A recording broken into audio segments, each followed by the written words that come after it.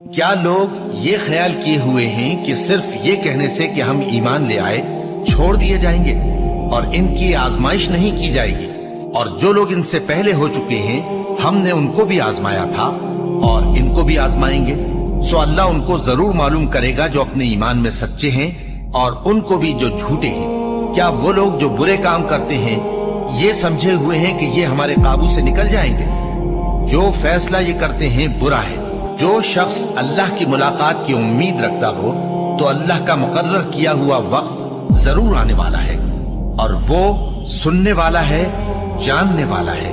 اور ہم کسی قدر خوف اور بھوک اور مال اور جانوں اور میووں کے نقصان سے تمہاری آزمائش کریں گے، اور صبر کرنے والوں کو بشارت سنا دو کہ ان لوگوں پر جب کوئی مصیبت واقع ہوتی ہے تو کہتے ہیں کہ ہم اللہ ہی کا مال ہیں اور اسی کی طرف لوٹ کر جانے والے ہیں۔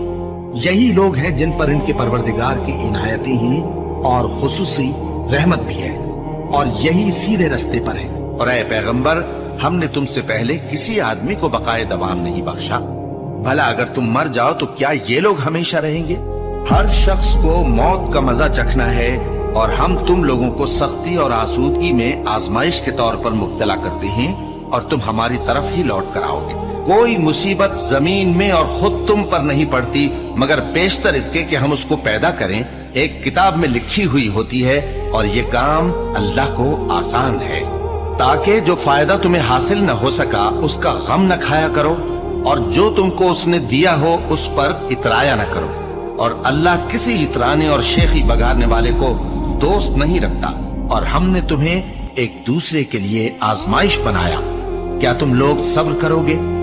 اور تمہارا پروردگار تو دیکھنے والا ہے۔ اے اہل ایمان، تمہارے مال و جان میں تمہاری آزمائش ضرور کی جائے گی، اور تم اہل کتاب سے اور ان لوگوں سے جو مشرک ہیں بہت سی ایذا کی باتیں سنو گے، تو اگر صبر اور پرہیزگاری کرتے رہو گے تو یہ بڑی ہمت کے کام ہے۔ کیا یہ دیکھتے نہیں کہ یہ ہر سال 1 یا 2 بار بلا میں پھنسا دیے جاتے ہیں، پھر بھی توبہ نہیں کرتے اور نہ نصیحت حاصل کرتے ہیں؟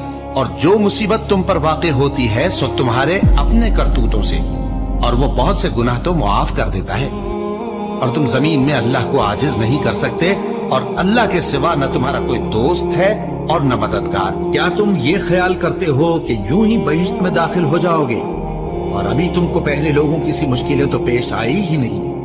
ان کو بڑی بڑی سختیاں اور تکلیفیں پہنچیں، اور وہ صعوبتوں میں ہلا ہلا دیے گئے، یہاں تک کہ پیغمبر اور مومن لوگ جو ان کے ساتھ تھے سب پکار اٹھے کہ کب اللہ کی مدد آئے گی۔ دیکھو، اللہ کی مدد عنقریب آیا چاہتی ہے۔ اللہ کسی شخص کو اس کی طاقت سے زیادہ کا ذمہ دار نہیں بناتا۔